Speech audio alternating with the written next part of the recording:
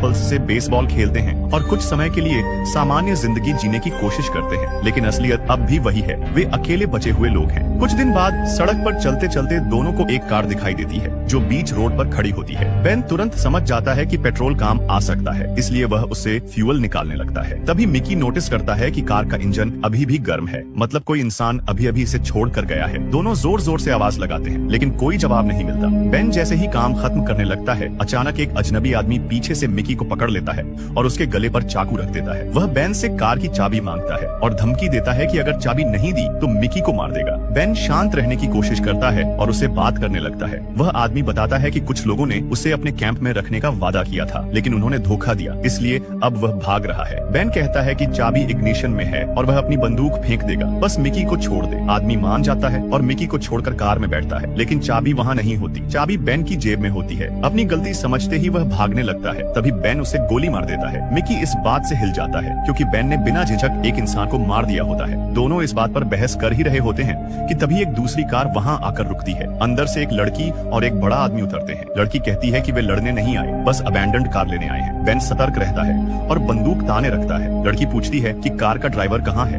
Ben झूठ बोलता है कि उसे ज़ॉम्बी ने काट लिया था, इसलिए उसे मारना पड़ा। लड़की बार बार सवाल पूछती है और तभी मिकी उसे पहचान लेता है। वह एनी होती है, वही लड़की जिससे वह रेडियो पर बात करता था। जैसे ही एनी समझती है कि वे वही लोग हैं, वह तुरंत बेन की टांग में गोली मार देती है और उन्हें धमकी देती है कि कैंप के पास आने की कोशिश मत करना। फिर वह उनकी कार की चाबी लेकर दूर घास में फेंक देती है और अपने साथी के साथ चली जाती है और दोनों चाबी ढूंढते रहते हैं, लेकिन नहीं मिलती। अंधेरा होने लगता है, इसलिए वे मजबूर होकर कार के अंदर ही रात बिताने का फैसला करते हैं। आधी रात को अजीब आवाजें आने लगती हैं। वे हेडलाइट्स ऑन करते हैं और देखते हैं कि चारों तरफ ज़ॉम्बीज का झुंड आ चुका है। बेन की चोट की वजह से वे भाग नहीं सकते। सुबह तक पूरी कार ज़ॉम्बीज से घिर जाती है। ज़ॉम्बीज कार को हिलाते रहते हैं, कांच पीटते रहते हैं और बाहर निकलना नामुमकिन हो जाता है। दोनों कार में फंस जाते हैं, न बाहर जा सकते हैं न मदद है। बेन गुस्से में मिकी को दोष देता है कि अगर उसने एनी के पीछे पागलपन न किया होता तो वे यहाँ न फंसते। समय बीतता जाता है, खाना पानी कम होने लगता है और दोनों समझ जाते हैं कि वे धीरे धीरे मरने वाले हैं। पागल होने से बचने के लिए वे शराब पीते हैं,